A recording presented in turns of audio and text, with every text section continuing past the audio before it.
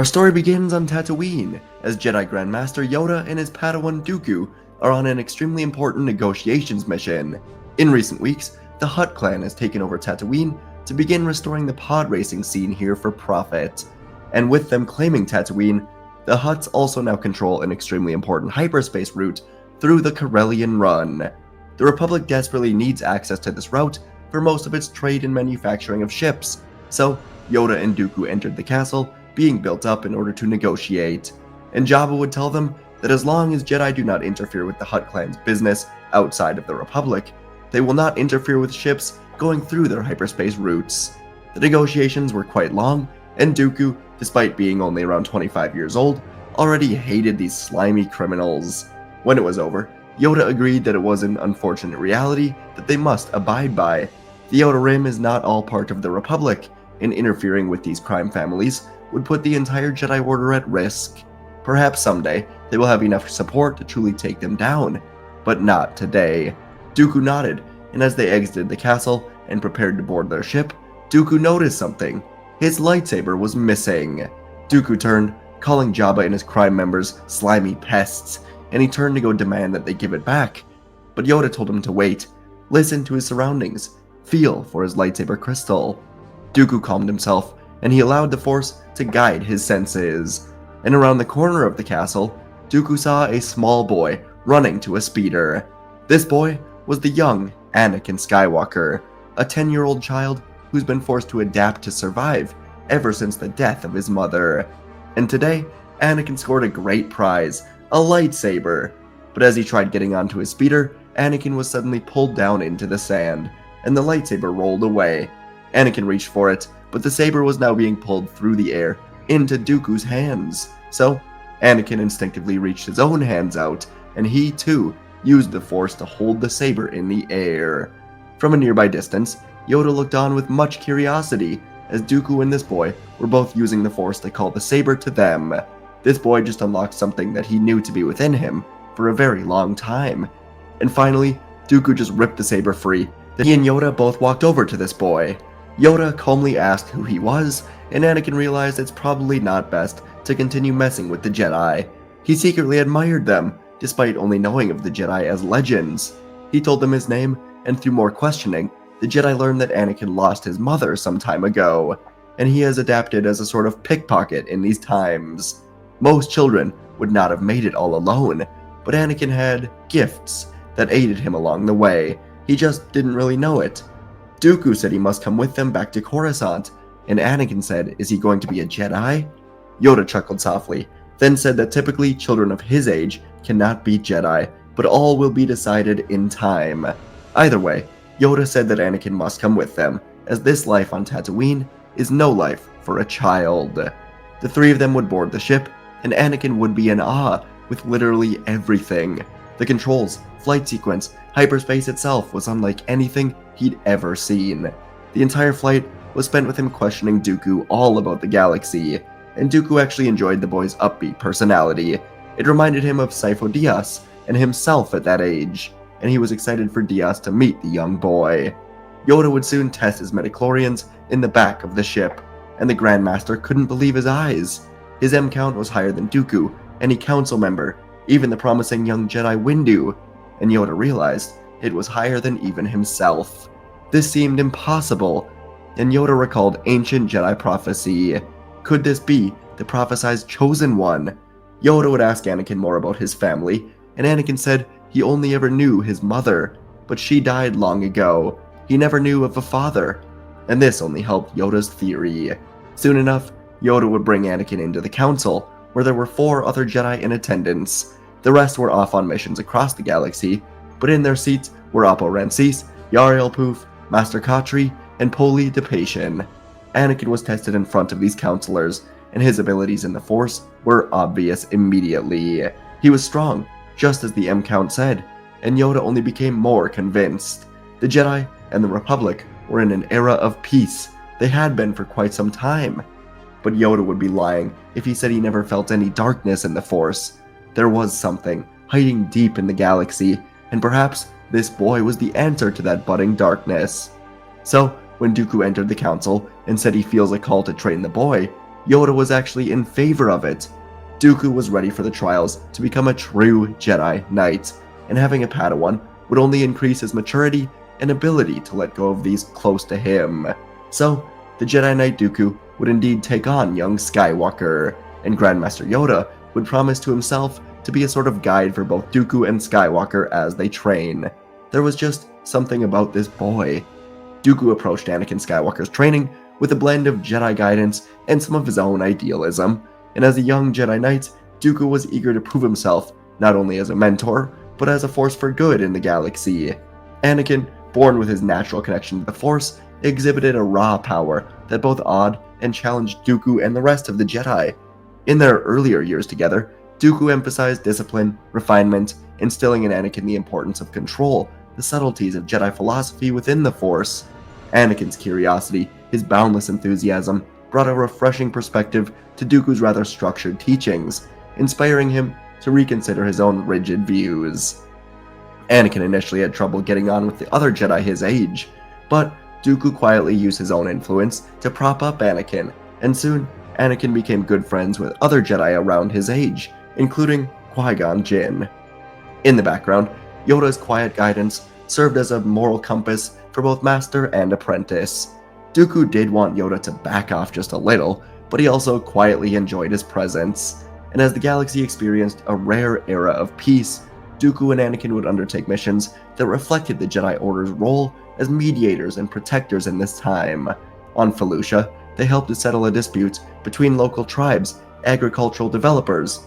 Anakin's empathy for the oppressed tribes shone, revealing his deep sense of justice, while Dooku's diplomatic skills ensured a long-lasting agreement. On Alderaan, the two worked to protect an ancient forest, threatened by industrial expansion that seemed necessary. Anakin's quick thinking, his connection to nature saved the ecosystem, and it was a moment that reinforced his belief in the Jedi's ability to safeguard life. These missions solidified their bond together, as Dooku saw Anakin as more than a student. He, like Sifo Dyas and himself, was destined for great things within the galaxy. And despite the peaceful times, the training didn't always come without challenges. Anakin and Dooku took a mission with a Jedi squad to Corellia, where an illegal smuggling group was creating weapons of Beskar to keep the Jedi out of their business. Luckily, Dooku and Anakin were able to lead the mission, and they broke into the old warehouse. There was a fight between the pirates and the 7 Jedi that came here, and ultimately, 2 Jedi would lose their lives, but Anakin had a chance to show his real, true power, as he flew around the warehouse, taking down these criminals. And they would soon return to Coruscant victorious once more. Anakin was progressing extremely quickly with Dooku's training. And while Dooku was certainly aggressive and strong in his training, Yoda's influence remained a steady presence throughout these years. Though he rarely intervened directly, his wisdom did help to shape Dooku's teaching style, keeping him grounded in the Jedi Order. Yoda often reminded Dooku of the importance of balance, especially with young Skywalker, encouraging him to nurture Anakin's individuality while instilling the Jedi's core principles. Dooku, inspired by Yoda's teachings, allowed Anakin room to grow and explore his identity, and Anakin, in turn, would thrive under this guidance. And by the time Anakin reached his late teens, he'd become a capable, charismatic Jedi, and he was admired for his bravery, his compassion, but he also recently found a new friend. Late at night, when Coruscant was at its quietest, Anakin liked to secretly take a speeder to the top of the 500 Republica building, the tallest building in Coruscant, and he would overlook the entire city. He'd been doing this for months now, and it brought him peace in the city that never really slept. But in recent weeks, a kind, friendly man called Sheev Palpatine had been joining Anakin up here. Palpatine was roughly 10 years older than Anakin, and he was politically involved with his homeworld of Naboo, serving as an ambassador, hoping to someday become a senator.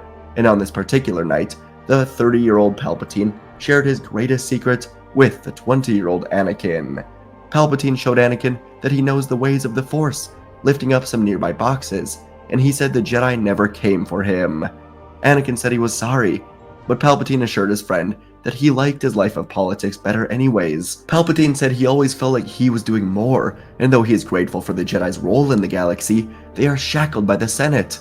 Anakin said that Palpatine would also be in a similar situation if he were a senator, and Palpatine gave Anakin a friendly, slightly mischievous smile, telling him he will someday be Chancellor. and nearly every night, the two of them would meet up here and just discuss the galaxy, their force, their friendship, and before long, Palpatine was telling Anakin about how freeing it is to be able to use the Force however he sees fit. Anakin didn't quite understand, so Palpatine asked Anakin about his deeper emotions. Has he ever felt fear, hate, anger, jealousy? Anakin said of course he's felt these things, but he's come to understand how to put them aside and use the Force to enhance his own peace, his serenity, and the joy or well-being of others. Palpatine agreed that this is good, but there is so much more to the Force. And so over the weeks, at night, Anakin would allow himself to feel these emotions bit by bit. He didn't know much of the Sith, they were like a myth, and to Anakin, Palpatine was really just like a man free to do whatever he wanted with his powers. Anakin admired it, and their friendship indeed blossomed more every day, as Anakin learned to feel his emotions. Soon enough, Dooku would be assigned to a mission with Jedi Master Mace Windu. Windu was a young Jedi, and he was in strong consideration for a council seat, along with Dooku, and the council was almost using this mission to decide who will get the seat. Dooku was bringing Anakin along, and this mission was to recover the body of Council Master Katri, who died mysteriously on Raxus.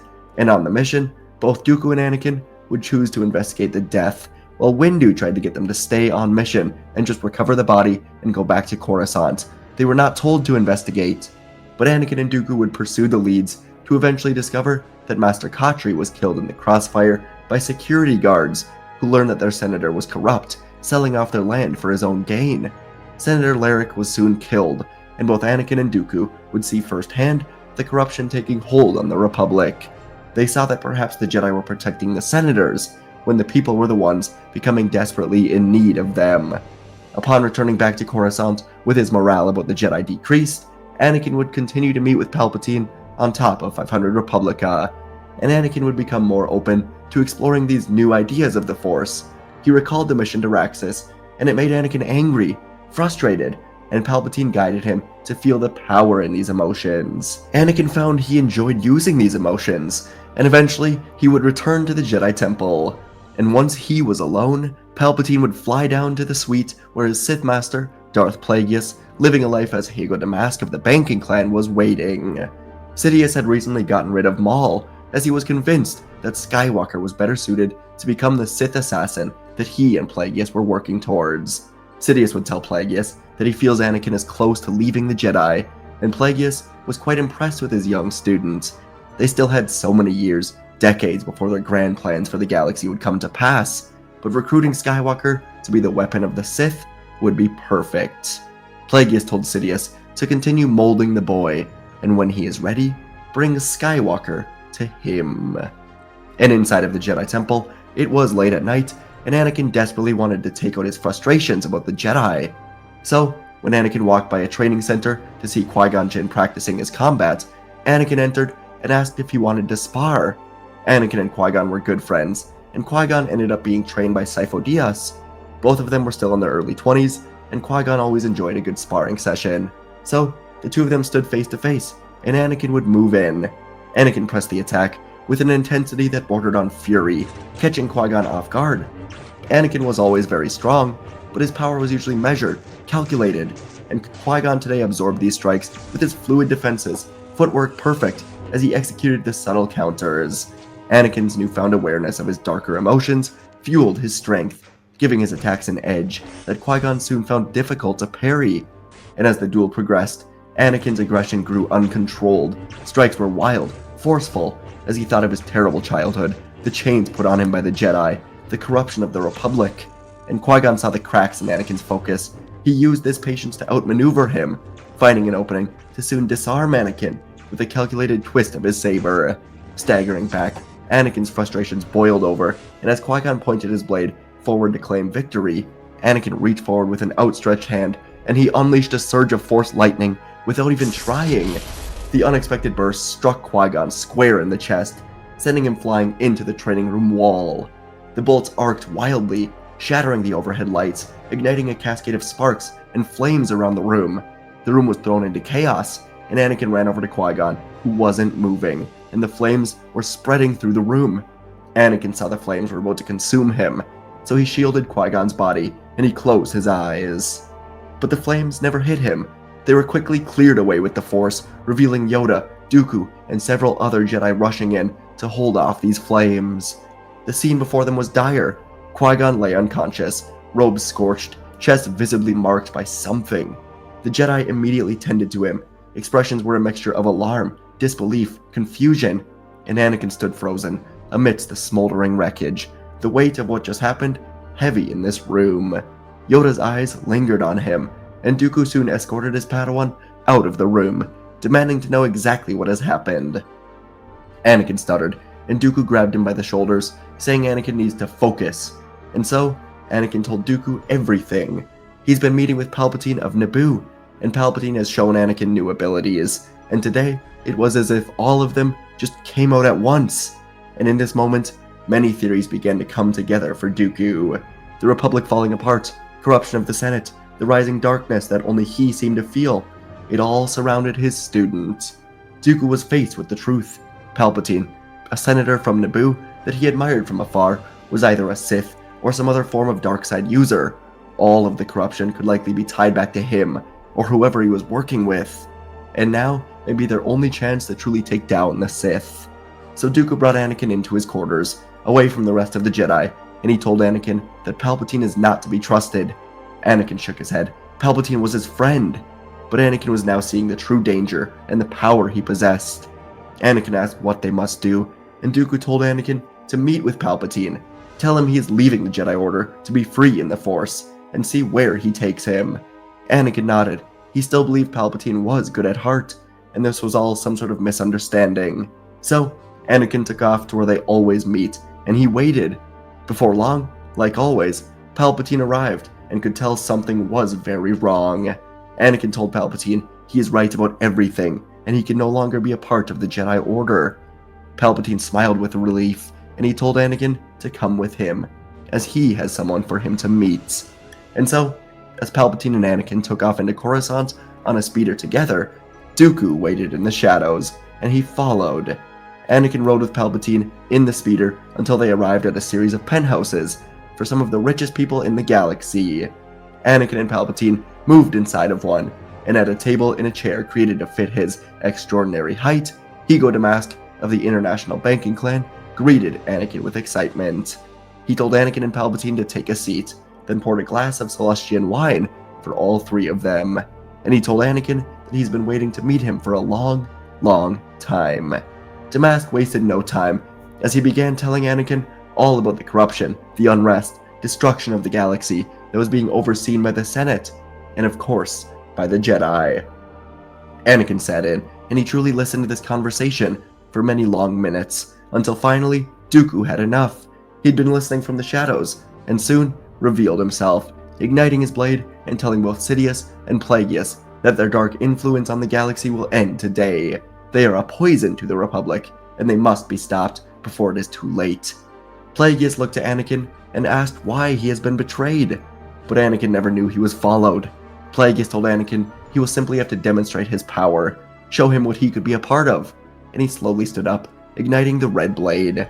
Sidious and Anakin backed up to the wall, and Plagueis, towering over Dooku, told him he will now die.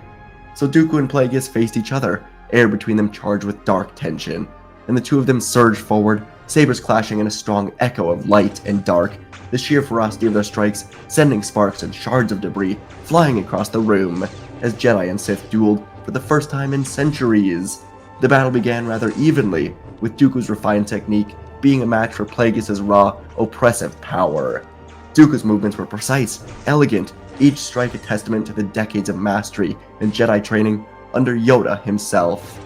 Plagueis, however, fought like a true force of nature, relentless attacks driving Dooku back step by step. And as Anakin and Sidious watched, a well-timed attack actually allowed Dooku to disarm the Sith Lord, sending his lightsaber spinning across the room. But this victory was short-lived. Plagueis counterattacked, ducking under a killing swing from Dooku, punching him hard in the gut, and wrenching Dooku's own blade from his grasp with the Force, before delivering a devastating kick that sent Dooku sprawling to the floor. Plagueis now loomed over Dooku, his hands were outstretched, and a malicious smile was on his face as he began to siphon the Jedi Master's life force. The dark energy radiating from him was suffocating, and Dooku writhed in agony, his strength rapidly fading.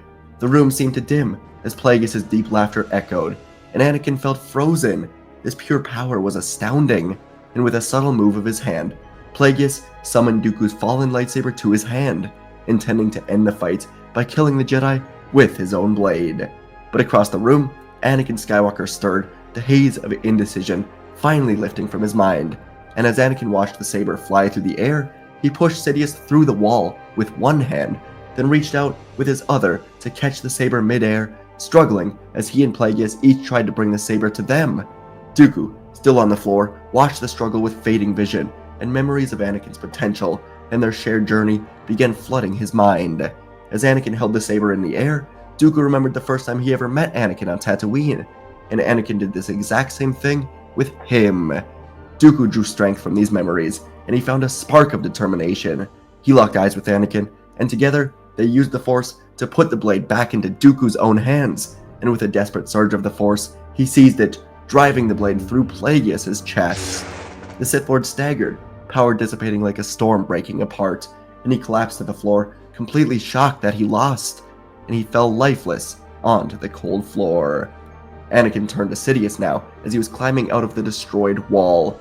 The young Jedi reached out to the apprentice of the Sith, offering a chance for redemption. Anakin truly still thought there was some real sparks of their real friendship here, and for a moment, Sidious hesitated. The expression was unreadable, and he actually reached out. He clasped Anakin's hand, but Sidious was a Sith. He would now be the Master, and Anakin must die with Dooku today. With unseen abilities, Sidious used the Force to lift Plagueis' lightsaber from the floor, igniting it behind Anakin's back for a killing blow. But before the blade could strike, Dooku threw himself in front of its path. The weapon pierced his chest, and Anakin yelled out in confusion, sadness, and he ignited his own blade to catch Sidious off guard as he sliced through Sidious's chest, killing the Sith apprentice. Sidious fell dead on the floor next to Plagueis, and Anakin turned to hold up Dooku's dying body. His eyes met Anakin's one final time, filled with both pride and sorrow, and Dooku told Anakin he is a great Jedi. He is destined to lead them, and Dooku said he will always be with him as he died. Anakin cried, closed Dooku's eyes, and picked up his body. Anakin would soon enter the Grand Temple carrying Dooku's body, and before long, he would meet with the Council and tell them the truth about it all. Council members Yoda, Appo, Yarael, Windu, Plo, and Depa heard this with sorrow, and soon, Anakin would visit Qui-Gon as he recovered in the temple medical rooms. Anakin apologized, and Qui-Gon said it was alright, as the two friends bonded with each other. Still, Dooku's funeral would be hard for Anakin, but he was able to let go and embrace the light, as it was what Dooku wanted. And soon, Anakin would be made a Jedi Knight, taking on the Jedi Padawan, Obi-Wan Kenobi. With the Sith gone, the overall corruption in the galaxy would begin to dissipate greatly, as they were influencing the galaxy to eventually turn to war. Without the Sith, there was peace, and the Jedi would work well with the Republic to maintain this peace for years to come. And Anakin would train Obi-Wan with pride in the Jedi Order. And folks, that is our story for today. I don't know what I'm going to title this. What if Anakin was born 50 years earlier? What if Anakin was born at the same time as Qui-Gon? What if Anakin was born around the same time as Palpatine? I don't know. This is just a concept I really liked after listening to the Plagueis audiobook like 3 months ago. I don't know, I've had this written down forever, but just couldn't quite nail down what I wanted to do until I came up with the kind of idea of Dooku training him and Palpatine coming to Anakin as a friend at the same age rather than a mentor. I thought that was fun to explore. Hope you guys enjoy, of course, and yeah, appreciate you all. Let me know what you want to see next down in the comments. I should have a video coming out tomorrow and either Saturday or Sunday after that, just because I've been a bit behind with my cold, which is now pretty much gone, as you can hear in my voice. If you want to hear my voice in the last video, it sounded a lot worse. So yeah, trying to catch up a bit. Appreciate you for listening. Let me know what you want to see next, and I'll see you in the next video.